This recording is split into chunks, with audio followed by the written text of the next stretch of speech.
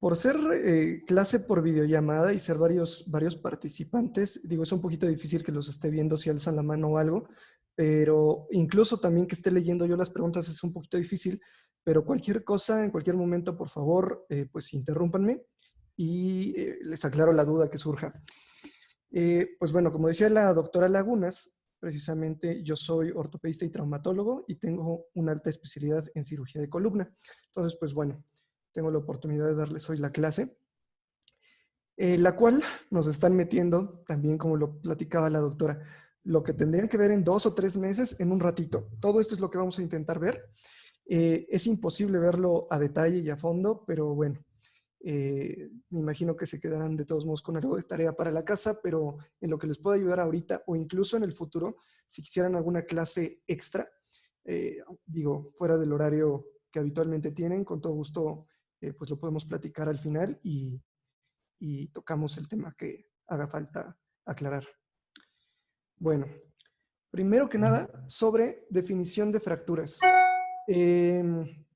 Bueno, también quiero estar preguntando durante la clase, va a ser un poquito difícil porque no tengo toda la lista, pero también si la doctora me ayuda para ver a quién le vamos preguntando, Sí, nos claro. va a servir. Gracias. Bueno, primero que nada, por definición, la que van a estar escuchando constantemente a lo largo de toda la carrera es solución de continuidad de la sustancia ósea. Con que sepan eso ya es una buena definición. Por solución de continuidad se refiere a una interrupción o a una pérdida de continuidad de la sustancia ósea, es decir, de un hueso. Ahorita lo vamos a ver a fondo. Primero que nada, sobre mecanismos de producción. A ver, por acá tengo Laura Jimena. ¿Qué mecanismos de producción conoces? Trauma y bueno, las 3 variedades de trauma. Eh, ¿Qué 3 variedades de trauma? el de alta energía, el de intermedia energía y el de baja energía. Ok, bueno, sí, esa es una forma de calificarlos, pero más que un mecanismo de producción, esa es la cinemática del trauma. Que bueno, son de tres tipos y pueden ser pues como una caída, que sería uno de baja energía, como lo platicas, por ejemplo, por proyectil de arma de fuego, que sería una alta energía. Es una buena clasificación esa para saber, tener una idea de cómo nos va a llegar el paciente, con qué tipo de lesiones asociadas también puede traer y todo lo que le tenemos que buscar desde el interrogatorio. Ahora, bueno, como mecanismo, como tal, se refiere a qué tipo de solicitaciones están generando la fractura. La definición de solicitación es una deformidad que sufre un cuerpo debido a las fuerzas que están actuando sobre de ellas. Y tenemos estas cinco tipos de solicitaciones. No sé si ahí se ve mi mouse, pero bueno. Compresión, que sería la primera, es cuando dos fuerzas actúan sobre de un mismo cuerpo en la misma dirección, en el mismo punto, pero con sentidos opuestos encontrándose. Es decir, acá hay una fuerza, acá hay otra fuerza, se encuentran estas dos y generan la compresión del cuerpo. Una segunda es con la misma dirección, pero en sentidos opuestos, que nos genera una tracción. Una flexión que se puede producir de dos formas. Cuando un hueso o, bueno, una columna no es recta, sino que es curva, como en este caso, el lado interno va a estar sometido a una compresión y el lado externo a tracción o tensión o distracción, lo cual va a a provocar una flexión de la columna. Otro posible mecanismo para que se genere una flexión es que tuviera una fuerza, olvídense estas flechitas, que tuviera una fuerza en este punto y otras dos que se oponen, una acá arriba y otra acá abajo, como por ejemplo puede ser en un trauma directo. Es otra forma de generar flexión. Otra es el cizallamiento, cuando el sentido de las fuerzas no está aplicado exactamente al mismo punto. Por ejemplo, aquí tenemos una fuerza que está ligeramente abajo de la de arriba y genera el cizallamiento, es como unas tijeras y también pueden generar una fractura. Y por último, un mecanismo de torsión, que es la rotación sobre un eje pues en este caso, un hueso. Entonces, estos son los 5 tipos de mecanismo de fractura que se las podrían llegar a preguntar. Y seguimos con la clasificación de fracturas. Bueno, para clasificar una fractura, primero tenemos que ver la localización de la fractura o de la lesión, es decir, el hueso, y después la morfología. En cuanto a localización, pues nos referimos precisamente a qué hueso es el que está pues lesionado. Puede ser en alguna extremidad superior, inferior, en el axis, cráneo, vértebras, esternón, pelvis. Primero es lo que tenemos que identificar y después ya nos vamos bueno, aún después de eso, primero tenemos que hacer la distinción de qué parte del hueso es donde está la fractura. Para los huesos largos, que es como lo más común que se pregunte o que se estudie, primero tenemos que ver si es una fractura proximal, diafisaria o distal. Otra cosa, no se dice diafisiaria, es diafisaria. Entonces, bueno, para poder distinguir si es proximal, distal o diafisaria, se hace precisamente este cuadrado, que es el cuadrado de Ursheim. Con esta se toma el eje axial del segmento anatómico, por ejemplo, en este, que es el húmero. En la cabeza se toma toda la distancia del húmero, que podría ser de unos 5 centímetros habitualmente, y se marca hacia abajo, desde su extremo, es decir, otros 5 centímetros hacia abajo. Todo lo que está encerrado en ese cuadro, si está lesionado, es proximal. De la misma forma se delimita lo distal, que se toma el eje mayor de la articulación, se mide esa misma distancia desde el extremo hacia proximal, y todo lo que cae aquí es distal. Y lo de en medio, pues ya es diafisario. Es así por lo menos para el húmero, para los dos huesos del antebrazo, que es el cúbito y el radio, para el fémur y para la tibia. Para el peroné es una clasificación un poquito diferente, que ahorita vamos a llegar a ella, pero bueno, para que se acuerden también, cuadrado de Ursheim se puede llegar a preguntar en exámenes. Y una vez que estamos, que ya hicimos la distinción de el hueso y el segmento, ya nos vamos al tipo de morfología. Por lo menos para los ortopedistas, la clasificación más utilizada es la de la AO. Es la abreviación de sus siglas en alemán, que bueno, las clasifica sobre todo en 3 tipos, todas las fracturas, A, B y C. Cuando hablamos del segmento proximal o distal, las A se refieren a que la fractura está extraarticular, es decir, no envuelve la lesión a las carillas o las superficies articulares. Cuando no están involucradas, pues es extraarticular. Cuando están involucradas puede ser o parcialmente articular o por completo articular, una articular completa. Las parciales son las que hacen que se separe un fragmento del hueso del resto del mismo, pero una porción de la articulación continúa pues unida al hueso. No así en las articulares completas, donde ya están, toda la superficie articular está dividida por completo del resto del hueso. Es lo mismo para la proximal y para la distal. Ahora, para las difisarias son las que seguramente pues ya han visto un poquito más de forma común. Se dividen también en 3, que son A, B o C, que son simples, en cuña o tercer fragmento o fragmento de mariposa, y las tipo 3, que son complejas. Pero estas a su vez se subdividen en otros 3 tipos, que son el 1, 2 y 3. Para las de tipo A, que son las simples, se dividen en 1, espiroideas, que se alcanza a ver que no solamente es como oblicua la lesión, sino que además está girando alrededor del hueso. Estas son las que se producen, por ejemplo, con un mecanismo de rotación, como lo veíamos hace rato, se generan así. Las oblicuas, que es un trazo que no es transverso, valga la redundancia, es oblicuo, y para hacer la distinción entre oblicuo o transverso, tenemos que tomar como número 30 grados. Si la fractura está generándose a 30 grados con respecto al eje radial del hueso, es que ya es oblicuo. Si no, es transverso. Ahorita vamos a ver unos ejemplos de todos modos. Las de mariposa o con tercer fragmento igual se pueden dividir en espiroideas por flexión, que no tienen, o sea, que son muy limpias, no están como girando como en este caso, y las multifragmentadas. Realmente que hagan la distinción de esto no es tan necesario, mientras sepan que es con tercer fragmento, basta. Y las de tipo C, que son las complejas, también se dividen en tres. Igual espiroideas, pero multifragmentadas al fin y al cabo. Las segmentarias, donde un segmento del hueso está flotando, que de hecho así se le dice, flotante, o cuando son irregulares. Pero bueno, aquí lo importante es que son multifragmentadas en general. Ya con eso está bien que se lo sepan. A ver, alguien más. Frida García. Por ejemplo, esta fractura, ¿qué tipo de fractura es?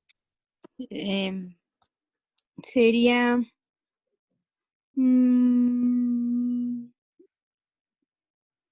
Ok, perdón. A lo mejor me ¿Es adelanté. un desplazamiento? No, no, no. No, no. Primero, me adelanté mucho. Primero vamos a hacer la distinción, que no sé si ya tuvieron una clase como tal de cómo leer una radiografía.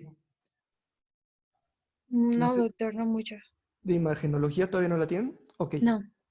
Bueno, de forma general, en medicina interna, en gastroenterología, en neurología, se lee un poquito diferente que en ortopedia. En ortopedia también se va viendo siempre por fases, pero nos vamos de lo más general a lo más particular.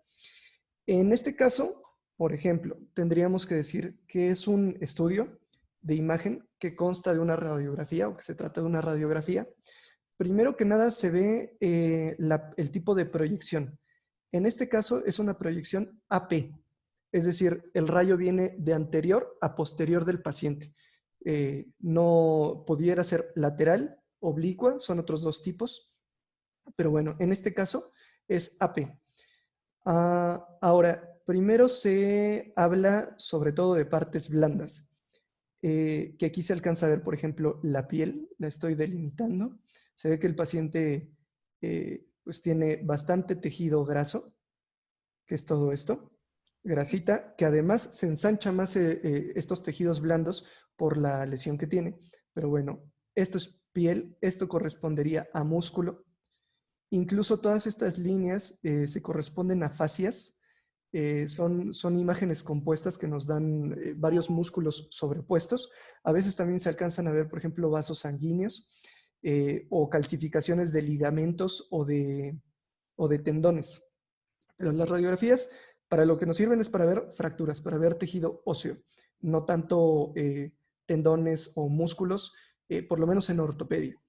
Ahora, esta lesión de las que les platicaba, primero tendríamos que identificar el hueso. ¿Qué hueso es? Tú misma, Frida. Fémur. Ok, bueno, es el fémur Ay, y es proximal, diafisaria o distal. ¿Italia? ¿no? Diafisaria. Diafisaria. Diafisaria. Porque, bueno, aquí no se alcanza a ver todo el fémur, nos falta la cabeza, que esta es una mala proyección, se debería de ver. Ahorita les explico un poquito más sobre eso. Si tomamos, bueno, para fémur, que era una de las excepciones, me voy a regresar un poquito. Para fémur proximal, todo lo que esté por debajo del trocánter menor, esta es la cabeza, cuello, trocánter mayor, trocánter menor, todo lo que esté por debajo del nivel del trocánter menor es diafisario. Y por arriba del cuadradito que ya habíamos platicado, el cuadrado de Ursheim. Entonces, en este caso, es diafisaria. Y ya que sabemos de qué hueso es y que es de la diáfisis, nos faltaría ver la morfología. ¿Es simple o es compleja? Simple. Es simple, porque es un solo trazo en general. Si lo ven multifragmentado con varias líneas de fractura, es que es complejo. Entonces, ¿es simple y qué tipo es? De la simple, Transversal. transversal. Ok. Porque no tiene 30, no está a 30 grados. Exactamente. Tiene se le podría decir cabalgamiento porque está Encima. Ah, sí. desplazada precisamente. Incluso se podría medir qué tantos grados, se podría comparar con la otra pierna, qué distancia está móvil, pero bueno, con eso que me platicaste, o bueno, con esa descripción que hicimos es suficiente. A ver, Genaro, de toda esa descripción que hicimos, como te digo, en ortopedia nos saltamos mucho tejidos blandos, a menos de que haya una lesión muy obvia, como por ejemplo gas a veces que se puede ver cuando hay una fractura expuesta y ya está, hay datos de infección, pero en estas no lo hay. Entonces vete directo a la descripción de la fractura. Genaro Elías, ¿cómo describirías tú esta lesión? Así con todo lo que dijo hace rato. Vete directo a sitio anatómico. Bueno, a el tipo de proyección. ¿Sería una radiografía de qué tipo? Según yo es anteroposterior. Exacto. ¿Es un anteroposterior de qué? Ahí sí está ahí, es de rótula, rodilla, no sé cómo se diga ahí. Rótula es un hueso en específico. Tienes que decir toda la región, que sería rodilla precisamente. Rodilla. Ok. Ok. ¿Y qué parte es la que ves lesionada de la rodilla? El peroné, bueno, según yo es que no lo alcanzo a ver como muy bien, pero según yo es en la parte proximal del peroné. Ok. Este es el peroné. Y esta es La tibia, sí. parte proximal. Ok, sí. Ahí hay que acordarnos de anatomía. Esta es la tibia, que es el hueso grande. Como mnemotecnia, la tibia, como está adentro del hueso, o sea, está entre las dos piernas, está tibia. La de afuera, pues no está tibia. Entonces la tibia es la interna y la lateral es el peroné. Entonces, sí, precisamente la tibia está lesionada. Siempre es más fácil si nos vamos hueso por hueso viendo todas las corticales. Llega un momento en el que se ve una cierta interrupción, que pues sería esta. Y como dijiste, es la parte proximal. Esta ya tiene hay subclasificaciones, por ejemplo, para esta, pero con que dijeras que es una proximal. Y de las proximales se dividían en otras tres. ¿Qué tipo de fractura es? Que quedamos que era extraarticular, articular parcial o articular completa. Esa sí no me acuerdo. Ok, no sé si estabas hace ratito, pero si no, de todos modos me regreso. Estos son dentro de las proximales, extraarticular si no afecta la superficie articular. Parcialmente articular cuando sigue unida una porción de la superficie articular al resto del hueso y completa cuando está separado completamente del resto del hueso. Ok, Entonces, entonces es parcial. parcial, exactamente, porque esta superficie articular continúa unida, a diferencia de esta. Esta, no sé, alguien más, porque no tengo toda la lista aquí. Nayeli Estrada. Sí, doctor. Otra vez, ¿qué tipo de proyección es esta? Es el mismo paciente, pero esta y esta, ¿qué son? ¿Sería lateral? O no sé si es... Sí, ¿no? Lateral porque veo los dos huesitos. Ok, ¿es la misma región anatómica? No, a lo mejor te falta ver acá abajo el pie, pero es igual Ajá, una tibia y un peroné vistos de frente. Esta es la AP y esta es la sí. lateral. Ah, ok, ok. Bueno, entonces, ya que ya te coaché, es tibia lo que está lesionado. Sí. ¿Qué porción es la lesionada? ¿Proximal, Ah, diafisaria o distal? ¿y aficiaria? Exactamente. ¿Y qué tipo de fractura es? Ah, sería simple. Bueno, no sé si sería, sí, ¿no? Es que yo la veo en espiral, pero no sé si esté bien. Sí, sí, sí, estás muy bien. Si Ah, tienes tres opciones, si fuera simple, con tercer ajá, fragmento o multifragmentada, y si es simple, y precisamente esta como doble imagen es por ujú, una espiral, ok. que ya en lo lateral nos lo confirma. Sí, exactamente es espiroidea. Esta que ya está un poquito más difícil, Mm, Antonio Candia, ¿qué tipo de proyección es esta? Esa es AP, ¿no? ¿Es una P de qué? Es de... Ay, se me fue el nombre. Ok, ¿en qué segmento anatómico lo ves? número. Es Bueno, está es diaficiaria, pero está ok. como multifragmentada, ¿no? Es diafisaria, es de extremidad superior, es del húmero. De hecho, aquí se ve Ajá. escápula, Entonces, el húmero. clavícula. No, Ujú. perdón, Sí, sí, sí. clavícula. Ok, es húmero. Ajá, Ujú. es, ¿qué me dijiste? Proximal, diafisaria o distal. Diafisaria. Ok, exacto, pero se dice diafisaria. Ah, diafisaria, perdón, sí. Diafisaria. Sí, sí, es diafisaria y pues ahorita me lo dijiste, es compleja por ser multifragmentada. ¿Qué más te llama la atención de esa radiografía? Todos los puntitos, ¿no? Que se ven ahí.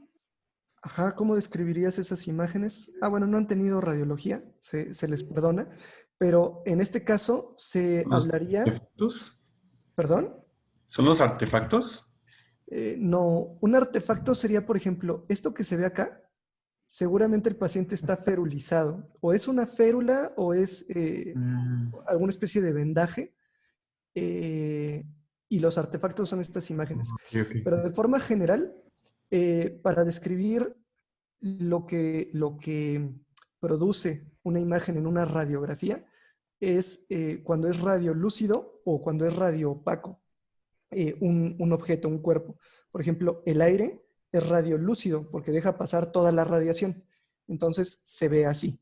Esto es aire.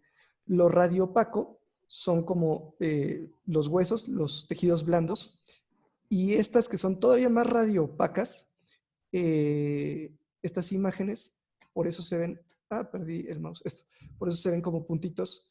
Estas densidades son de metal, de hecho. Entonces, pues llama la atención las imágenes radiolúcidas múltiples, han de ser de unos 4 milímetros tal vez, que corresponden con perdigones. Este es una herida por arma de fuego, es una escopeta. Y pues por eso se ve así, todas esas esquirlas. Y estas dos son un poquito especiales,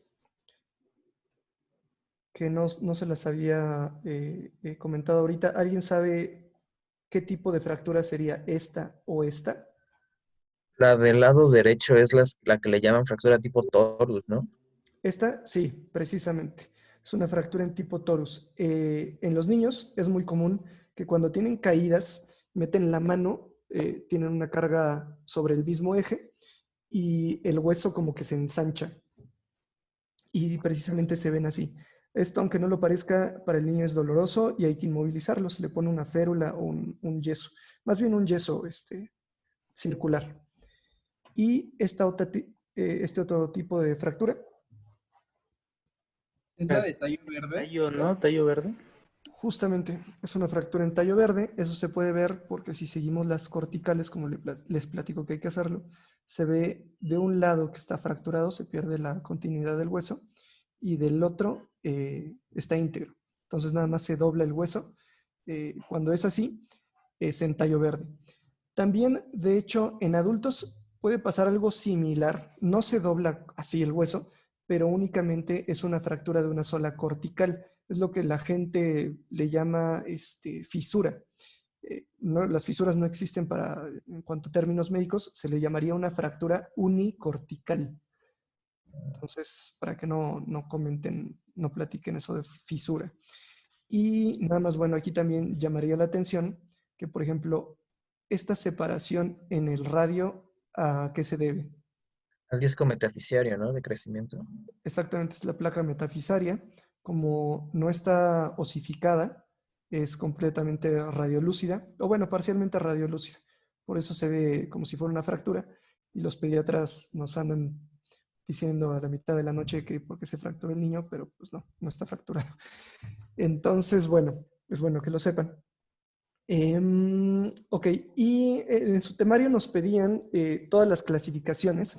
Realmente hay muchísimas. Cada segmento de hueso tiene varias como aparte, que son epónimos, son más bien anecdóticas, realmente ya no se utilizan. La que les acabo de dar, que es la de la AO, es la principal, con la que nos entendemos todo el mundo.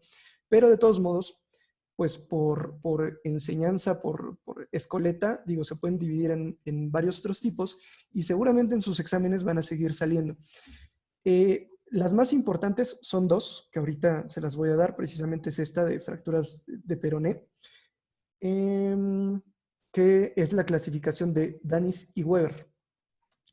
La tomé directo de mi Instagram, que después se los paso también, porque ahí como que subo imágenes de este tipo. Digo también por si se me quieren seguir, no es promoción, pero digo ahí algo podrá serles de utilidad. Entonces, por ejemplo, esta es una fractura de tipo A de Weber, en la cual es cuando el peroné está fracturado, está lesionado por debajo de la sindesmosis. La sindesmosis es en la parte distal del hueso, el tejido ligamentario que une los dos huesos. Entonces, la sindesmosis está a esta altura, de acá a acá, y cuando la lesión del peroné es por debajo de esta sindesmosis, pues ya nos estamos refiriendo a una fractura de tipo A.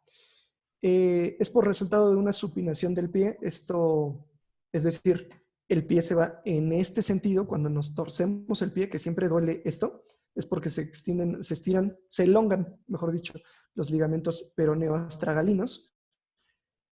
Y cuando es muy fuerte pues esta fuerza, que nos doblamos el tobillo fuerte, se lesiona el peroné en la punta. Se genera este tipo de fractura. Y a veces se asocia también a una fractura del malleolo medial porque el astrágalo pega contra este malleolo y pues lo puede llegar a fracturar también. Pero bueno, tipo A, lo importante es que es por debajo del nivel de la sindesmosis. Después las de tipo B, que son las que están a nivel de la sindesmosis, se ven como estas. Por ejemplo, estas son por rotación, como lo decíamos, son espiroideas, y cuando está a nivel de la lesión, pues de la sindesmosis, perdón, son tipo B. También puede haber igual una lesión del malleolo medial o del malleolo posterior. El malleolo posterior, para los que creían que además teníamos dos malleolos, es este que se ve acá atrás. Esta sombra envuelve al peroné por detrás, que es parte de la tibia. Entonces es malleolo externo, malleolo interno y malleolo posterior. Y las tipo C son las que están proximales a la sindesmosis. Entonces todo lo que está por arriba de este nivel es fractura de tipo C, aun cuando está en el cuello del peroné. O sea, aunque esté hasta arriba, se considera fractura de Weber tipo C. Y pues bueno, el resultado de la fuerza igual es una eversión y pronación o abducción, es decir, es al revés, es cuando el hueso se va hacia afuera. Es decir, el peroné se va para acá y la parte más proximal se va hacia adentro, por eso se fractura. Y las otras que también les pueden llegar a preguntar toda la vida, de hecho, tanto en ortopedia como en pediatría, son las de tipo Salter y Harris, que son en paciente pediátrico. Este es como un compendio de todas, que ahorita las vamos a ver un poquito mejor, pero son 5. Hay una modificación que las lleva a 10, pero estos, si no son ortopedistas o pediatras, no vale la pena. Con que se queden con 5, seguramente son las que les preguntarán.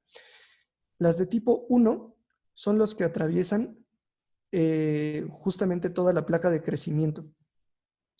Las de tipo 2 son las que atraviesan una porción de la placa de crecimiento y después se van hacia la diáfisis. Las tipo 3 son las que se van por la placa de crecimiento y después salen, pero por la superficie articular del hueso, la metáfisis. Y las tipo 4, las que atraviesan todos tanto diáfisis, la placa de crecimiento y la superficie articular, la metáfisis. Y las 5, las que son por aplastamiento. Estas son un poquito difíciles de ver. Nos ayuda mucho la clínica del paciente que se cayó, que metió la mano o cayó de alguna altura. No se ve ninguna lesión en la radiografía, pero pues la clínica es muy sugestiva de que haya una fractura porque es muy doloroso para los niños.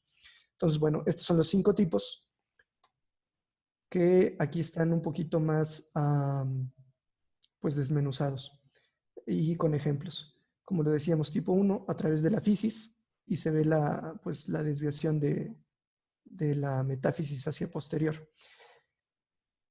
No estoy seguro de si su temario incluya las zonas de crecimiento de la placa de crecimiento del hueso. ¿Se acuerdan de las 4 capas? No. ¿No? Ok, bueno. Revísenlas. Son la capa de reserva, la germinal, la hipertrófica y la calcificada. Entonces, las tipo 1 se dan justamente entre la hipertrófica y la calcificada. Realmente no estoy seguro de que esto sea como materia, como para que se lo sepan al 100% ahorita, pero en pediatría seguro se las van a dar. Las de tipo 2 son, como lo veíamos, a través de la fisis y sale el fragmentito, como lo ven aquí en rojo, a través de la... Esto está mal, es al revés.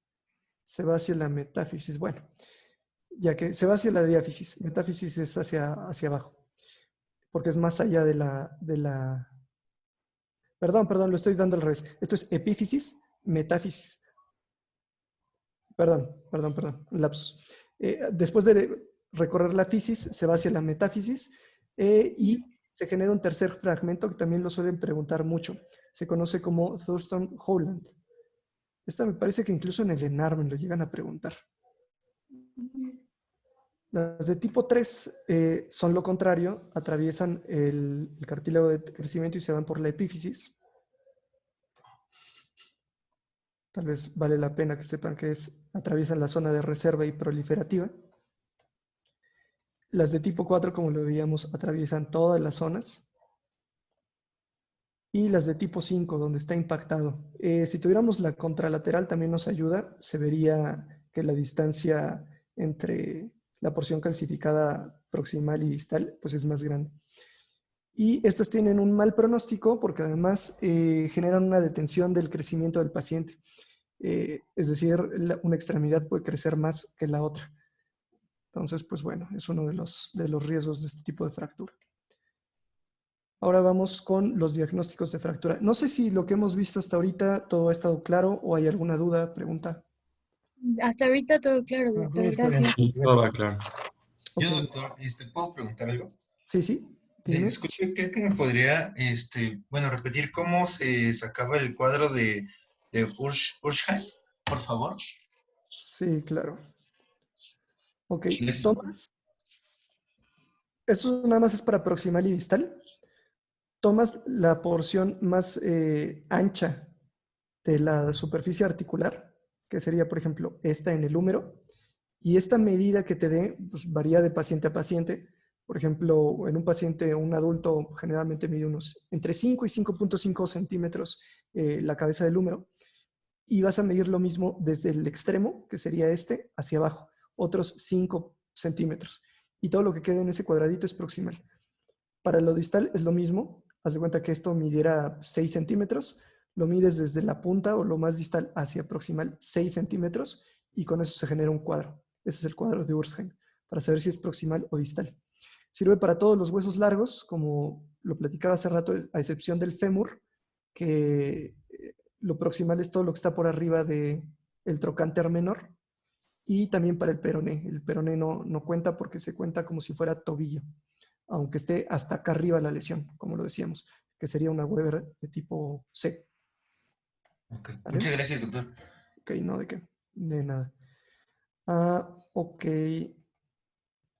Entonces, bueno, esas dos clasificaciones que son como especiales, seguramente también las tendrán constantemente a lo largo de toda su vida que estarlas viendo.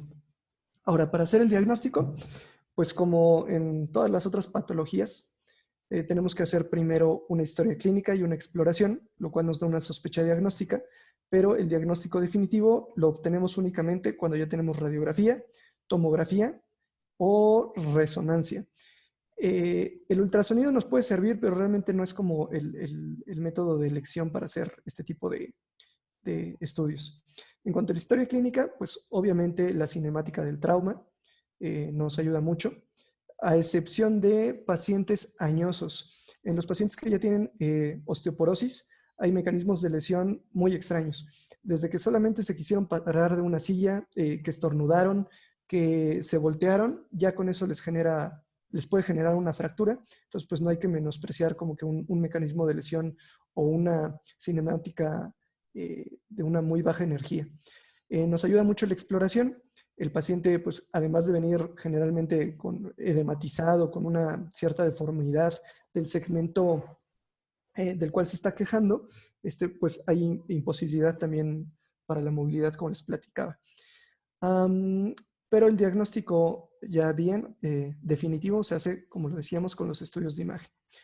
Sobre los rayos X, una característica importante es que se incluyan las dos articulaciones adyacentes a la lesión. Esto es cuando la lesión es diafisaria. Como lo veíamos hace rato, por ejemplo, algunas radiografías estaban cortadas, esas radiografías tienen una mala técnica, pero pues muchas veces nos ayudan, ¿no? Nos orientan. Se piden que estén las dos articulaciones incluidas porque es muy frecuente pasar por alto fracturas que están asociadas.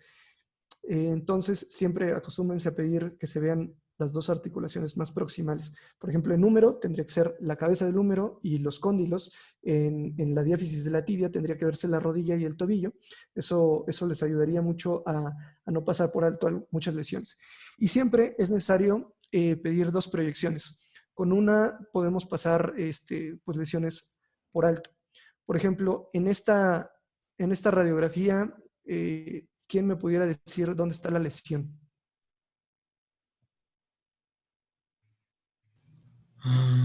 No hay más vistas, ¿verdad? Sí, hay más vistas y es justo al punto al que iba. Muy bien que pidieras más.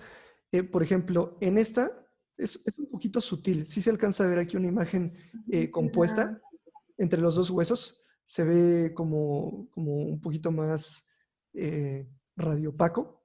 Igual por acá se ve un poquito de incongruencia articular y como que un hueso lleva este eje, este otro lleva otro eje, o sea, como que no están bien alineados. Pero si ya pedimos la vista lateral, pues ya es un punto dedo, está así y visto de lado, pues ya vemos las dos luxaciones. Entonces, siempre acostúmbrense a pedir dos vistas. Bueno, ya vimos varios ejemplos y me tengo que ir rápido porque ya llevamos 40 minutos. Pero bueno, esta imagen, ¿saben a qué corresponde? ¿Crecimiento de hueso? ¿Pero No. qué tipo de estudio es? Es una resonancia Resonancia. de la Ok. articulación de la rodilla. Ok, no. Oh. Es una tomografía. Esto es una resonancia. Esta es una tomografía donde podemos ver, las tomografías nos ayudan, no es como el estudio de elección de entrada. En muchos tipos de fracturas, sí, como lo es esta. Esta es una rodilla, estos son los cóndilos, la tibia. Estas es justo en medio donde están las espinas tibiales. En las espinas están los ligamentos cruzados.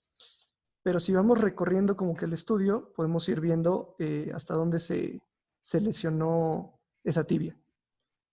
Nos ayuda mucho en este tipo de fracturas articulares, sobre todo para ver como en una posición más tridimensional qué es lo que está lesionado. Por ejemplo, ya en esta vista lateral estamos viendo que es más bien posterior. La parte anterior no está realmente involucrada. Y nos ayuda sobre todo a planificar la cirugía para ver con qué plan se va a entrar. Porque muchas veces, no basta, a lo mejor si viéramos nada más una radiografía y se viera esta lesión, a lo mejor nada más entra con una placa para fijar arriba, fijar abajo, o incluso se antojaría para dejar nada más un yeso muslopodálico y que consolide. Pero ya viendo como con mayor detenimiento se ve que va a estar mucho más complicado, se van a necesitar varias placas, se va a necesitar injerto óseo. Entonces, pues bueno, para eso nos sirve. Igual en esta, ¿saben qué región anatómica es? Parece también rodilla. No es rodilla. El brazo, bueno, Codo, entonces. Es codo. ¿Es la cabeza del fémur? No, es codo, es codo. Esta es la cúpula radial y este es el cóndilo humeral. Y aquí les llama la atención algo en particular. Bueno, no sé cómo describirlo, doctor, pero que lo blanquito que está alrededor del hueso se ve como muy como grande. ¿No? Ajá, como inflamado, no sé si sea eso. Ok, sí. Bueno, ya lo verán cuando vean estudios de imagen, cómo se describen este tipo de pues, imágenes, valga la redundancia, pero todo esto cuando es resonancia magnética se llama hiperintensidad. El tejido de la resonancia o es hiperintenso, como es esto, es hipointenso, como por ejemplo las corticales del hueso, o es isointenso, que es más o menos como se vería, por ejemplo, la piel acá. Entonces, se ve precisamente un aumento o una hiperintensidad que rodea el cóndilo humeral, que se corresponde a sangre. El líquido, la resonancia magnética tiene dos secuencias principales, hay muchas, pero las principales es T1 y T2. En T2 los líquidos se ven brillantes o hiperintensos, que sería este tipo de imagen. Entonces, si es líquido, lo más probable es que sea sangre por el mecanismo de lesión del paciente. Y, por ejemplo, aquí se ve muy sutilmente una imagen que recorre la cúpula radial. Es una fractura parcialmente articular de la cabeza radial.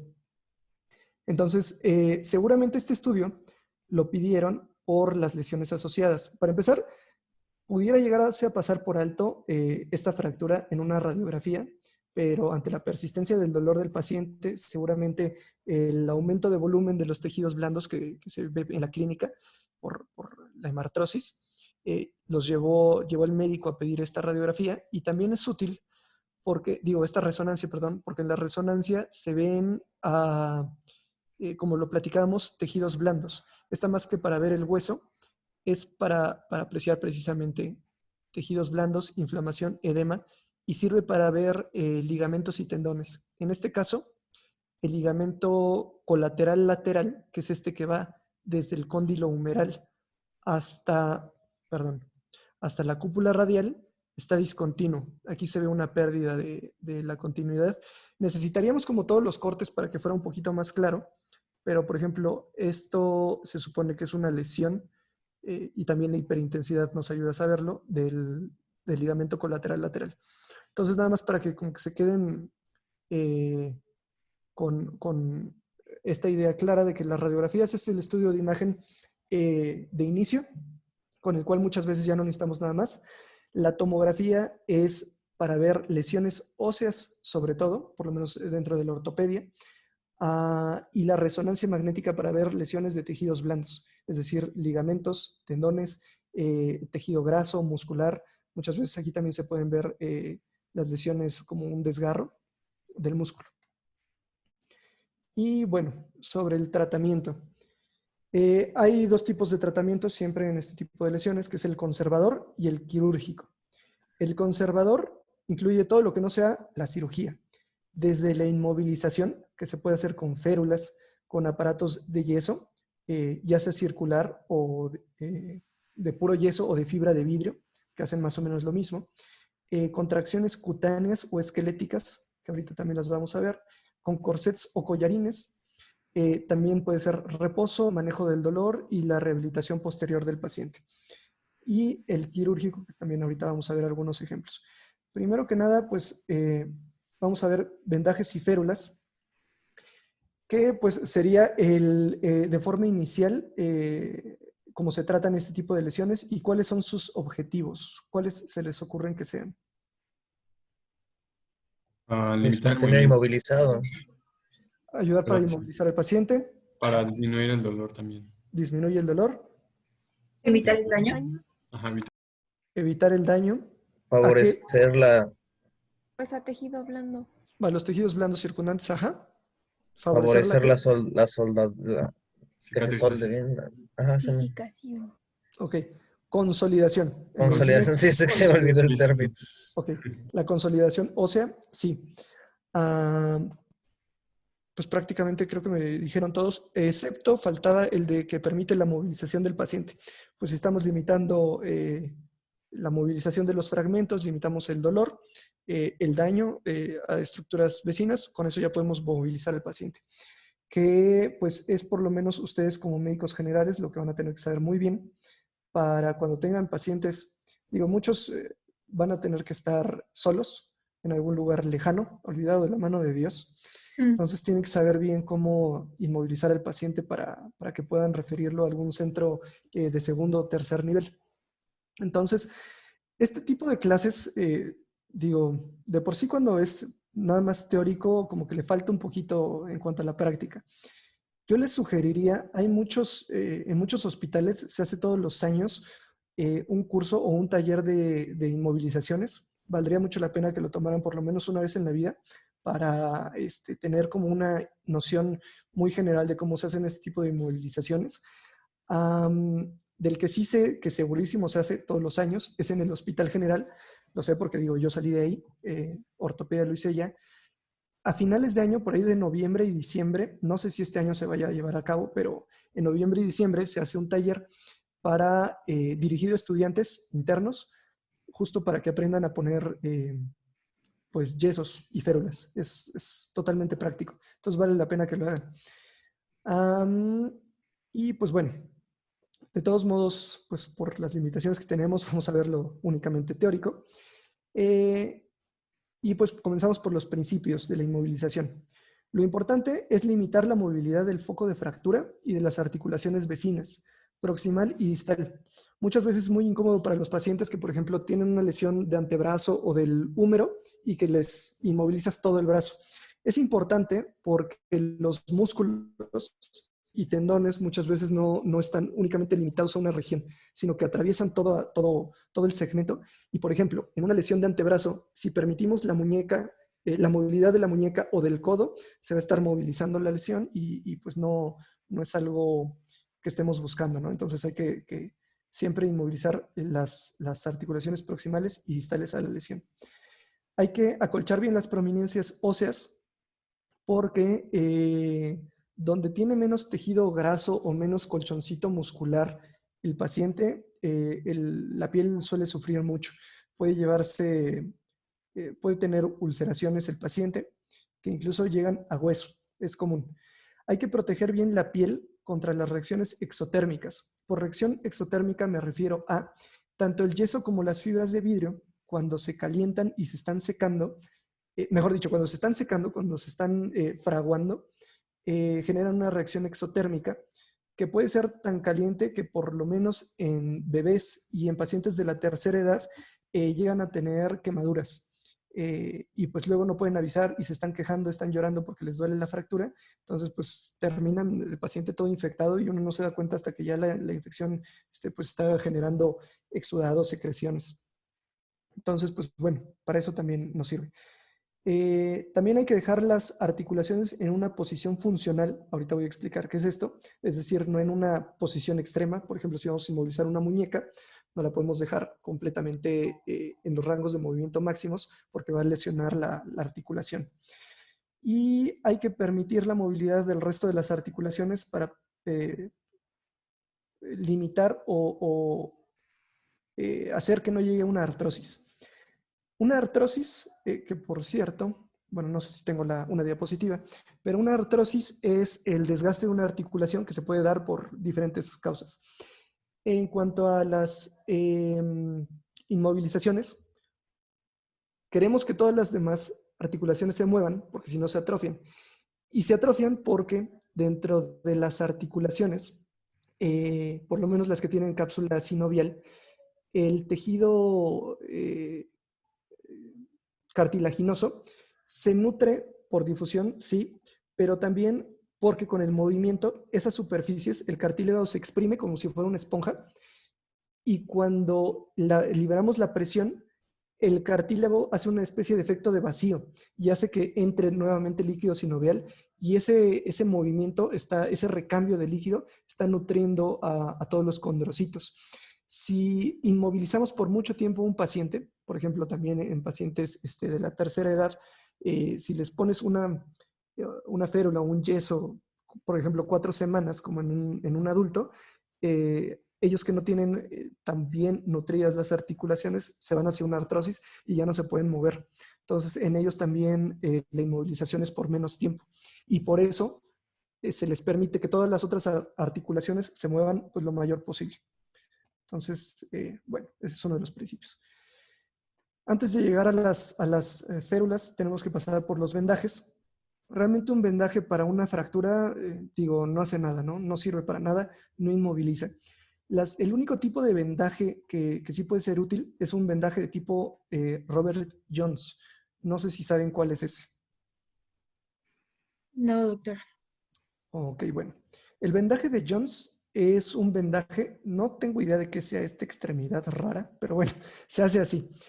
Son con 3 capas de algodón, que generalmente se hace con un algodón que se llama plisado. Tiene como esta forma, como si fuera una venda, y con venda elástica normal. Y se hace dando primero una capa de algodón plisado y después una de venda normal. Y otra capa de venda plisado, de algodón plisado y otra de venda normal. Y por último, una capa de algodón plisado y otra de venda elástica normal. La primera capa que se pone es muy como al llegue, sin hacer ningún tipo de fuerza, nada más que cubra el segmento que vamos a vendar. El segundo se hace un poquito de compresión, es decir, se jala un poco la venda y el algodón para que vaya apretándose el vendaje. Y por tercero, ya se pone bastante apretado. Esto es para generar compresión cuando hay mucho edema.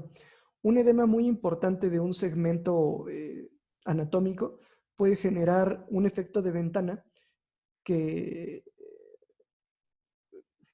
impide o limita la circulación. Entonces, para que mejorar ese edema o se limite la inflamación de la zona que se lesionó, se pone este tipo de vendaje de forma inicial. También, por ejemplo, si nos llega el paciente ya todo inflamado y queremos poner un yeso ya definitivo o una férula, la férula va a quedarle volando a los 2-3 días cuando haya disminuido de volumen el segmento, porque la lesión se limita el edema, se resuelve el edema y pues ya no sería útil. Entonces, mientras, se pondría un vendaje de tipo Robert Jones y también sirve para la movilización del paciente. Con un vendaje así bien apretado y bien puesto, es casi como si lo tuviera enyesado. Entonces, con esto lo pueden mandar al segundo o al tercer nivel. Que no pude encontrar una mejor imagen. Digo, hay videos en YouTube que también la tecnología, como les digo, no es lo mío. Entonces, lo pueden buscar, pero más o menos así se termina viendo. Esta ya es la última capa de algodón. Ya le están poniendo el vendaje elástico y lo van a apretar todo. Pero queda así digo, se ve exagerado, pero así es como se debe de colocar. Y bueno, lo que les platicaba de las posiciones anatómicas. Esto nos habla de cuál es como la postura en la que la articulación va a estar mejor en reposo. Por ejemplo, para un hombro, en cuanto a la rotación interna, puede tener, por ejemplo, este es mi hombro, donde mi rotación interna máxima, esto está en neutro, con mi mano viendo como hacia adelante. La rotación de 90 grados es lo más que puede tolerar un hombro, y de rotación externa, o sea que mi mano se vaya hacia afuera, es de 0. Tiene que estar de aquí para acá, la inmovilización. Y de abducción puede llegar hasta los de neutro, que es así, hasta los 90 grados, que esta es una posición en aeroplano, que no sé si han visto como las caricaturas de antes, dejaban así a los, no sé, al coyote, así con el brazo de lado. Esa es la posición anatómica del hombro. Realmente estas, digo, para ustedes sí las deben de saber, pero hay tablas que ya están hechas que les ayudan mucho, porque de memoria puede llegar a ser un poquito difícil, pero digo, con la práctica y viendo cómo se hace cada una de las inmovilizaciones, pues ya lo deberían de ir captando, ¿no? Esta es, por ejemplo, una férula braquipalmar. Braqui porque va idealmente desde la B deltoidea, es decir, este está un poquito arriba, debería ir de aquí, hasta la mano, para inmovilizar muñeca y codo para las lesiones de antebrazo. Entonces, esta es una braquipalmar. El codo, la posición anatómica es a 90 grados, como lo pueden ver, y la pronosupinación está en neutro. La mano no está viendo ni hacia arriba ni hacia abajo, sino en neutro. Cuando se inmoviliza mano, la muñeca tiene que estar de 25 a 30 grados y los dedos aproximadamente a 90 grados. Tanto la metatarsofalángica como las interfalángicas se puede en 90 grados, digo aquí lo marcan a 40, pero se puede de 30 hasta 90 grados sin ningún problema. Para las extremidades inferiores, la cadera tiene que tener siempre una flexión de 15 grados, la rodilla de otros 10 a 25 grados y el tobillo siempre tiene que dar a 90 grados. Y bueno, ahora ya para ver las inmovilizaciones como tal, las más importantes que deberían de conocer son, por ejemplo, el vendaje en 8, que es para lesiones de clavícula. Se coloca, si lo van a hacer como de forma artesanal o ustedes con vendas, madre mía, se me acaba la pila. Un segundo, por favor. Sí, doctor.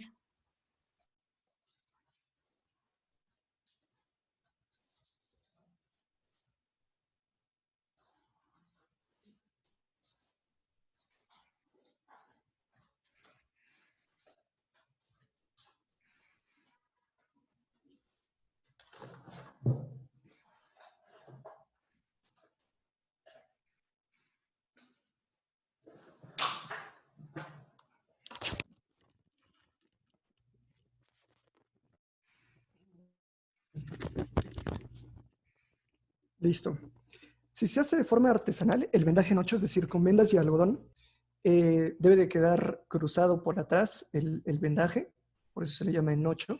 Se pasa por delante de cada uno de los hombros y queda así. Realmente esto es igual, como les digo, si están en un primer nivel de atención, en lo que el paciente puede conseguir uno de estos, que es mucho más cómodo. Este se lo puede estar quitando y poniendo para bañarse, por ejemplo. Este no. Este se lo debería dejar así unas 3, 4 semanas hasta que consolida la clavícula.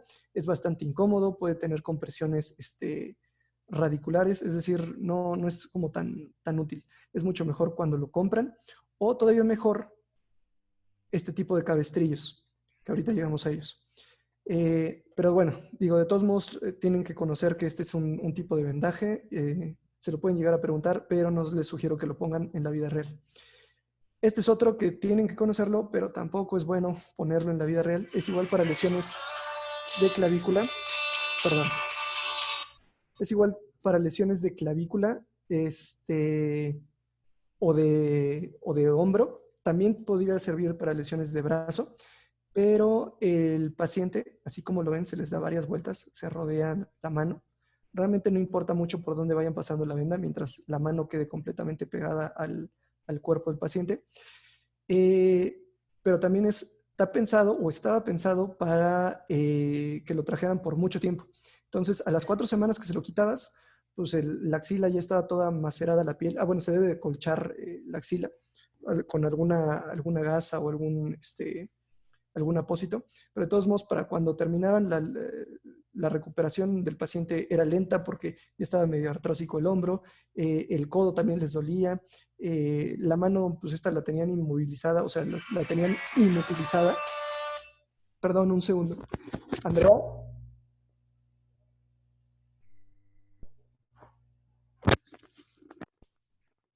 Perdón. Entonces, pues ahorita ya no se usa eso. Lo que se utiliza es que es un cabestrillo con una banda adelante para limitar la movilidad del hombro. Se llama inmovilizador universal de hombro. Y también se puede hacer con vendas.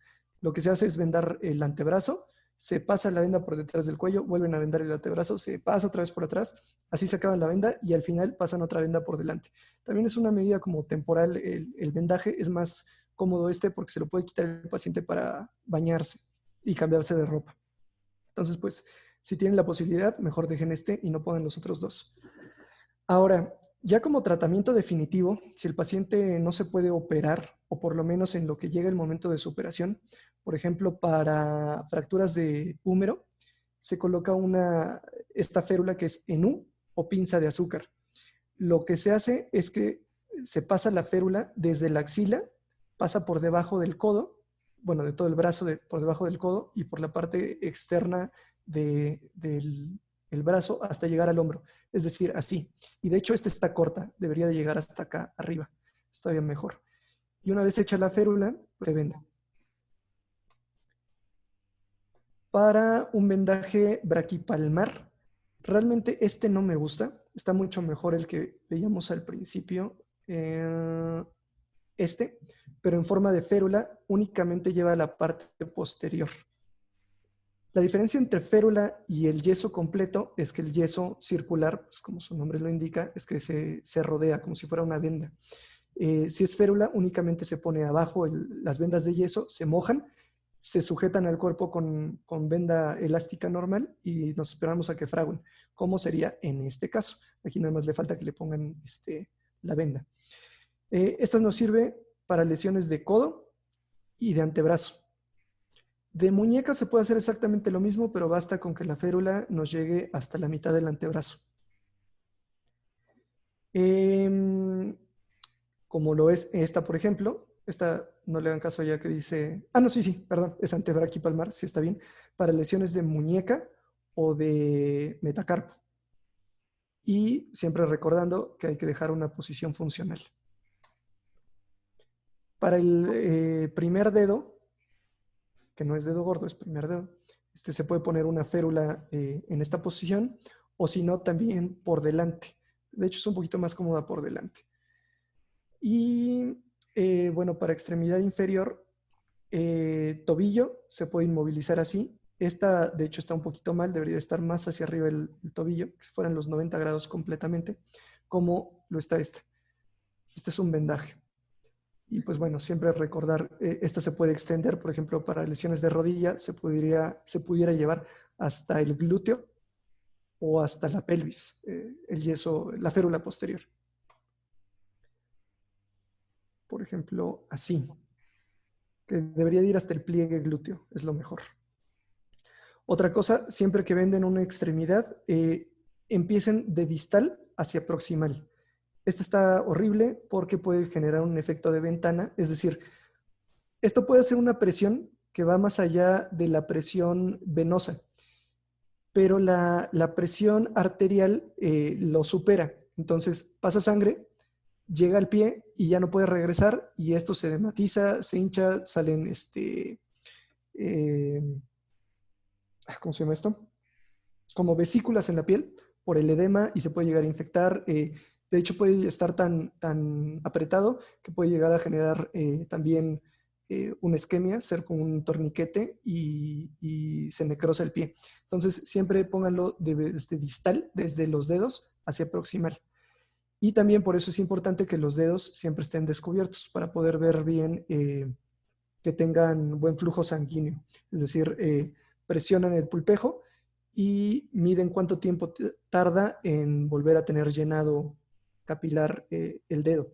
2-3 segundos es algo normal, todavía 4 o 5 es que está retrasado, 6 a lo mejor, pero si se tarda más es que pues, puede tener un problema vascular el paciente y hay que investigar a qué se debe. La muslopodálica es la que les platicaba que llega hasta el pliegue glúteo, igual para fracturas de tibia o de peroné. Y pues eviten estas cosas que no hacen nada, pues nada más lesionan, ¿no? Ahora, otro de los métodos que antes se utilizaban mucho eran este tipo de inmovilizaciones. Por ejemplo, para lesiones de rodilla o de fémur, son las tracciones cutáneas, donde esto va colgado hacia un peso que cuelga de la cama y mantiene al paciente con una cierta tracción. Es incómodo. Antes a veces incluso pasaban así 4 o 6 semanas el paciente o hasta 8 semanas hasta que consolidara la fractura. Ahorita pues ya nada más sería como una medida temporal mientras se puede operar el paciente. Y realmente no es como tan bien tolerada. Se prefiere poner el vendaje, la férula muslopodálica de plano. Otros métodos, por ejemplo, para fracturas de cuello son los collarines. Siempre tiene que ser un collarín rígido. Cuando sospechen de una lesión de columna cervical, no sirve para nada el blando. Es más, el blando no se debería de utilizar. Muchas veces, por protección o por cuestiones, digamos, legales, que el paciente no vaya a decirles algo, los médicos suelen dejar un collarín blando, como por decir que les hicieron algo, pero realmente está demostrado que si no hay inestabilidad de columna, un collarín blando solamente retrasa la recuperación del paciente porque limita la movilidad y realmente entre los fragmentos de la fractura no los estabiliza bien. Entonces realmente no sirven para nada. Si pueden, mejor siempre dejen el collarín rígido, aunque sea una lesión menor, aún para un esguince. De entrada, mientras lo ve el ortopedista, porque realmente los esguinces, como les platico, es mejor no ponerles nada. Es mejor mandarlos a rehabilitación y parte de la rehabilitación es que no traigan nada, que tengan la movilidad de la cabeza pues libre. Este es un método un poquito más definitivo también para lesiones de columna cervical, es el halo chaleco, pero este ya se requiere de un procedimiento quirúrgico. Estos son unos tornillos que van directo al cráneo del paciente, de hecho perforan el cráneo, son 4 y van estabilizados a un chaleco. Eso también un poquito ya está en desuso porque ahora se hacen cirugías directo de columna cervical, pero podría servir también, o antes servía como inmovilización ya definitiva del paciente para una fractura de columna cervical. Bueno, sobre las indicaciones del tratamiento quirúrgico. Son varias, son sobre todo para las fracturas articulares desplazadas. ¿Habían visto algo de fracturas hasta esta clase? Un poco. Un poco. Ok. ¿Se acuerdan de los tipos de consolidación que hay? Sí, Primaria y secundaria. sí. Y la... Ajá, sí, sí. Ok, ¿cuál es la diferencia entre la primaria y la secundaria? Es el callo blando y el callo duro, No. ¿no? Esas son fases de la consolidación. Primero va a pasar por un callo blando antes de llegar al callo duro. Pero la consolidación primaria se da cuando hay una estabilidad absoluta. Estabilidad me refiero a que el hueso no se está moviendo. Por ejemplo, si tratan al paciente con férula o con un yeso, el hueso se va a seguir moviendo y van a hacer un callo enorme que va a tardar años en remodelarse y volver a tomar su posición. Si se trata así una fractura articular, el callo óseo va a impedir la movilidad del segmento que sea. Digo, puede ser un dedo, puede ser la rodilla, puede ser el codo. Y eso pues obviamente no es algo deseable porque pues dejas al paciente pues, incapacitado, inmovilizado. Y después se va a ir hacia la artrosis esa articulación y pues ya el paciente no se vuelve a mover en su vida. Entonces, por eso las fracturas que involucran articulación, dependiendo de qué tanto sea el desplazamiento y de qué tan estables sean, se operan para que no se genere un callo de fractura y que el paciente pueda seguirse movilizando. Pero eso ya dependiendo del tipo de fractura, pues se puede considerar. Que digo, eso ya va más allá de los límites de esta clase, pero bueno, para que sepan que las articulares generalmente se operan. Ahora, las fracturas que también tienen una rotación no tolerada. Hay tablas de qué tanta rotación tolera cada hueso y dependiendo de cada edad.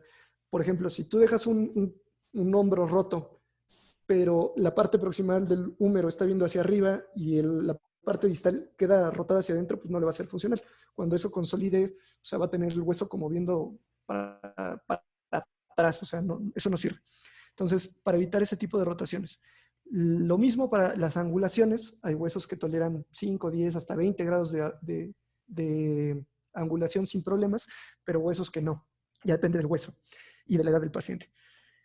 Si la fractura genera una lesión vascular, pues hay que hacer cirugía para hacer la reparación, para evitar necrosis. Si hay una lesión neurológica, también se debe de explorar el nervio, ya sea para liberarlo o repararlo, si es posible. Cuando hay una fractura expuesta, que eso ahorita lo vamos a ver, por eso el asterisco. Cuando la articulación es flotante, por ejemplo, un codo que no está fracturado el codo como tal, pero hay fractura del antebrazo, tanto del radio y del cúbito como del húmero, el codo está flotando, entonces ahí se debe de inmovilizar o eso nunca va a consolidar de una forma adecuada. Del hombro también se puede, si el húmero está fracturado y está fracturada la clavícula y la escápula, el hombro va a estar flotando. Igual la rodilla, el tobillo, cualquier articulación que sea flotante se tiene que operar. Y en paciente polifracturado o politraumatizado, para limitar, ahí depende de las lesiones asociadas que tenga, por ejemplo, en órganos abdominales o torácicos, pero también para la movilización del paciente. O sea, un paciente con doble fractura de clavícula no se puede quedar así, tiene que tener por lo menos una funcional, entonces ya es indicación quirúrgica. Pero bueno, esas son las indicaciones. Ahora vamos específicamente a las fracturas expuestas, que lo importante de ellas es la clasificación de Gustilo-Anderson, que no sé si ya la habían escuchado, pero es como la clasificación. No, Sí, ya lo había mencionado en el pediátrico, no me acuerdo de qué tampoco me era. acuerdo. Ok, esta también es muy importante. Bueno, para empezar, las fracturas expuestas son de las pocas urgencias reales de ortopedia. porque aún una fractura de fémur, una de cadera en un paciente viejito, digo, o sea, puede pasar una semana y no le va a pasar nada, pero una fractura expuesta, el principal riesgo es que se infecte y que se genere una... perdón, puede ser una infección articular, que eso destruye por completo la articulación, o puede perpetuar una infección en el hueso. Es muy difícil de limitar o de revertir al 100%. Siempre se queda entre todas las osteonas alguna bacteria que le debe estar dando lata y lata y lata al paciente con infecciones recurrentes. Entonces, por eso es como indispensable operarlo lo antes posible a este tipo de pacientes y darle antibióticos de amplio espectro. Pero bueno, eso llegamos ahorita. Entonces, como son tan importantes, pues estas sí también se las tienen que saber sí o sí, que son las clasificaciones, la clasificación de Bustilo-Anderson para fracturas expuestas, que son 3. Bustilo-Anderson 1, cuando la extensión de la herida cutánea es menor a 1 centímetro, la energía fue un trauma bajo, el grado de contaminación es mínimo, la complejidad del trazo es leve, es decir, es transversal, simple o obliqua corta, no hay lesión neurovascular y el daño de las partes blandas también es mínimo. La Bustilo-Anderson 2, que pues sería el punto intermedio, es cuando la laceración de la piel va de 1 a 10 centímetros, cuando la energía del trauma es moderado, el grado de contaminación también es moderado, la complejidad del trazo pues también es simple, transverso o una conminación mínima, cuando no hay lesión neurovascular o cuando el daño de las partes blandas es mínimo o moderado. Ahora, si tiene cualquiera de estas características que estamos viendo de la segunda, aunque todo lo demás sea como de un grado 1, ya pasa automáticamente a ser un grado 2. Y el grado 3 se divide en otros tres tipos, grado 3A, 3B y 3C. Las grado 3A, bueno, todas estas tienen una lesión cutánea mayor a 10 centímetros, perdón. Esta no importa tanto el tipo de trauma, pero sí si hay contaminación o no, que es lo que hace la diferencia de las 3. Por ejemplo, la A son heridas por proyectil de arma de fuego o armas agrícolas o en medio agrícola, es decir, si se cae el paciente y mete la mano y se le sale, por ejemplo, el radio, y esto le pasó estando en un camino de tierra o en una zanja o cayó en un charco en la calle, pues bueno, ya se considera 3A, aunque sea de 1 centímetro la lesión cutánea. Aunque, bueno, en estas hay buena cobertura del foco de fractura, es decir, buena cobertura de la piel, porque en la 3B no se alcanza a cubrir la piel, se lesionó tanto la piel que no hay, y en la 3C, más que todo esto, es cuando hay daño a un vaso o algún nervio.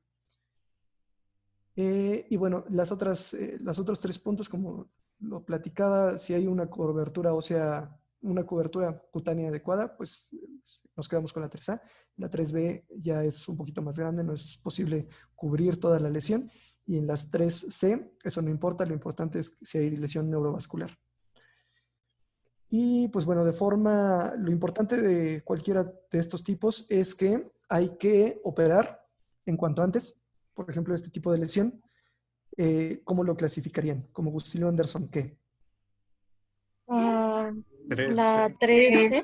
Grado 13. Bueno, de entrada es 3 porque la lesión es de más de 10 centímetros. Ahora, Sí. para saber si es C, tendríamos que saber si hubo lesión vascular o neurológica.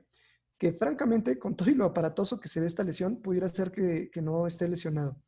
Realmente el nervio ciático popliteo externo, que va por el lado peroneo, se va hacia adelante. Y también pudiera estar un poquito más hacia anterior el interno. Entonces, a lo mejor no hay ningún problema. Algún vaso puede ser que sí esté lastimado, pero aún así la circulación complementaria puede ser que esté irrigando bien el pie y que no genere que esta lesión vascular sea indispensable repararla. Entonces pudiera ser entre un 3A y un 3B. Para saberlo, necesitaríamos hacer estudios sobre todo de imagen, o sea, lo mejor es hacerle una tomografía con medio de contraste o por lo menos un ultrasonido de tipo Doppler para ver si hay circulación más allá de la lesión. Y bueno, después de clasificar la lesión, lo más importante es el aseo quirúrgico en cuanto antes posible. Y siempre se deben de tratar este tipo de lesiones con cefalosporinas de primera generación y un aminoglucósido. Es decir, es antibiótico-terapia de amplio espectro.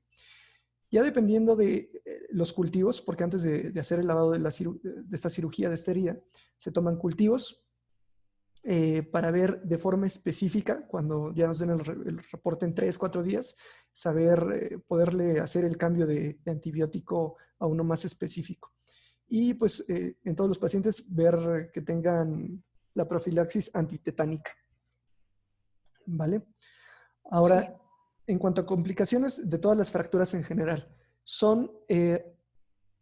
perdón, ya me estoy pasando del tiempo. Me voy a apurar porque creo que ya llevamos 20 minutos de más. Una disculpa. Son en forma general retardo en la consolidación, que es que la fractura está tardando más el tiempo esperado en sanar. Dependiendo de la edad y de la localización, generalmente va entre 4 a 6 semanas la consolidación normal. Una pseudoartrosis es cuando de plano perdón, lo puse 2 veces. Una pseudoartrosis es cuando de plano la fractura ya no sanó, es decir, quedó sin unión. Para la OMS tiene que ser mínimo de 6 meses para decir que un hueso está en pseudoartrosis, pero ya desde antes nos podemos dar cuenta que no está consolidando la lesión para pues, tomar alguna medida necesaria, que es generalmente cirugía. Mala unión es cuando el hueso consolida, pero en rotación o con alguna angulación que no permite la funcionalidad normal del paciente. La artrosis, con su limitación funcional, como les platicaba, por una inmovilización prolongada, es otro de los riesgos. Necrosis aséptica o avascular, cuando la circulación del mismo hueso está dañada y pues se va hacia la necrosis, el fragmento, aunque la hayamos reducido muy bien. Y sobre todo para las lesiones articulares, es muy frecuente que quede un cierto dolor residual. Por muy bien que haya consolidado la fractura, siempre el paciente se queja de algo de dolor. Ahora, ¿preguntas hasta ahorita? No, todo doctor. está bien. Bien, de lujo. En cuanto a las principales fracturas de los miembros superiores, son muchísimas, pero pues todo lo que estamos viendo en una sola clase de 2 horas no es posible. Esta imagen también, como les digo, la saqué de mi Instagram, pero bueno, no sirve. Porque esta, segurísimo, se las van a estar preguntando toda la vida. En el ENARM también la preguntan. Son las fracturas de Monteggia y Galeazzi. Para diferenciar una de otra, la de Monteggia es cuando la fractura es en la diáfisis del cúbito y la articulación proximal del radio está luxada. El paciente se presenta generalmente con inflamación y limitación funcional del codo y siempre es necesario hacer una cirugía para corregir esto. Las complicaciones principales es la lesión nerviosa y la inestabilidad de la cabeza del radio, es decir, aún después de operado, esto se puede estar luxando de forma residual. Las de Galeazzi es algo muy similar, pero además de la fractura, pero es al revés, o sea, está fracturado el radio y lo que se luxa de forma distal es el cúbito. El paciente ahora se presenta con inflamación de la muñeca, limitación de la movilidad de la muñeca y también es necesario operar las mismas complicaciones quirúrgicas que la pasada. Una de las mnemotecnias, de hecho hay 1000, dependiendo de dónde la busquen. Grimus es una de ellas. Por ejemplo, de que Galeazzi, lo que está lesionado es el radio y es la parte inferior o proximal. Y Monteggia es cuando la ulna está lesionada, ulna lesionada y superior de proximal, el radio es Monteggia. Si el radio está fracturado y la luxación es inferior, o sea, distal, es Galeazzi. ¿Sale? De todos modos, digo, por si algo les falta, incluso les podría pasar las diapositivas, no tengo ningún problema. No sé si la doctora está de acuerdo. Sí, claro. Sí, va, se las doy. La de Dennis Weber, que también es como esa de extremidades inferiores, que ya la vimos, no vale la pena volverlas a ver. Y por último, las de pelvis, que también merecen un apartado aparte, que son las de tipo, bueno, se dividen en 3 tipos. Tile A, cuando hay una integridad del anillo, sobre todo en la parte posterior. Este es el anillo pélvico, si lo vemos desde arriba. Si se fractura cualquiera de las zonas que está en rojo, es decir, las áreas de los ilíacos o las tuberosidades isquiáticas, se considera un TILE A. Incluso, bueno, TILE A1, incluso las fracturas de la sínfisis del pubis son TILE A porque está íntegro el anillo en su parte posterior. Y son estables. No es una lesión que vaya a generar movilidad de la pelvis. Las de TILE B, hay una inestabilidad de forma rotacional, ahorita me regreso a eso, porque está parcialmente lesionado el anillo en su parte posterior. Por ejemplo, este tipo de lesiones, que es muy frecuente hablar de la fractura en libro abierto, no sé si lo habían escuchado, son estas, en donde la sínfisis ya está separada. Generalmente tiene una separación, si ven una radiografía, de unos 3 hasta 5 milímetros, pero ya si es más, es que la sínfisis tiene una lesión, lo que genera una diastasis de la articulación sacroiliaca. Y esto genera una inestabilidad rotacional. Si el paciente tiene una fuerza de lado a lado, va a tener este tipo de movilidad hacia adentro y hacia afuera y pues bueno, las hace parcialmente inestables. Y la TILE C es cuando está completamente inestable porque hay una lesión tanto del anillo en la parte posterior como en la parte anterior, que apenas se alcanza a ver.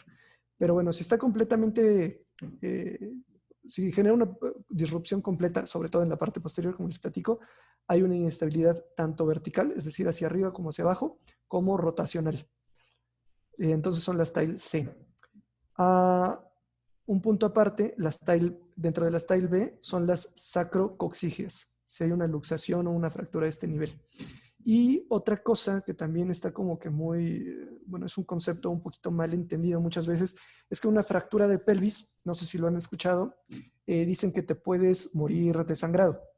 Y sí puede ser así, ok, sí puede ser así, pero no porque el hueso en sí sangre, sino que cuando hay este tipo de estabilidad, hay un plexo que se llama plexo sacroiliaco, que está formado por muchos nervios, pero también es un plexo venoso y arterial, que ese se desgarra en este tipo de inestabilidad y ese sangrado es el que genera la muerte del paciente, bueno, el choque hipovolémico. No es tanto que el hueso esté sangrando. Entonces muchas veces también le piden al ortopedista que lo opere y sí lo podemos operar de forma pues, rápida. Digo, cerrar esta lesión es muy, muy simple, pero lo importante es que el cirujano vascular haga la reparación del plexo vascular de acá adelante, no es que el hueso esté sangrando. Y pues bueno, me parece que en cuanto a su temario, eso es todo lo que necesitábamos ver. Seguramente me salté muchas cosas, pero pues bueno, para una clase de 2 horas es un poquito difícil. De todos modos, les estoy dejando mi celular por si en algún momento entre ustedes se organizan y quieren que platiquemos sobre algún otro tema, digo, ya sea por medio de la doctora, o directamente conmigo o tienen alguna duda así como que muy específica, incluso si están en el cerro y les llega un paciente y no tienen ni idea de qué hacer, si llegan a tener alguna duda, háblenme con toda confianza a la hora que sea, los puedo asesorar. Digo, les dejo lo del Instagram porque como ven, de repente subo una que otra imagen que como que pensadas sobre todo para estudiantes y médicos generales que pues les puede ser de utilidad. ¿Sale? No sé si tengan alguna pregunta. No, doctor, muchas No, gracias. doctor, todo está súper bien, muchas gracias. Sí, súper Bueno, bien. Sigan al no. doctor en Instagram, por favor. Es parte Sí. de conseguir más followers. No, digo eso X, pero pues digo, les puede servir, ¿no? Sí, aparte pones cosas bien padres, yo sí te sigo. Y Chismosa. ay, Nunca les das like. claro que sí, siguen. De todos modos, eso es lo de menos. Realmente, digo, lo hago como hobby y digo, ya tiene más de un mes que no subo nada porque, pues, por trabajo y de otras cuestiones, ¿no? Pero si les puede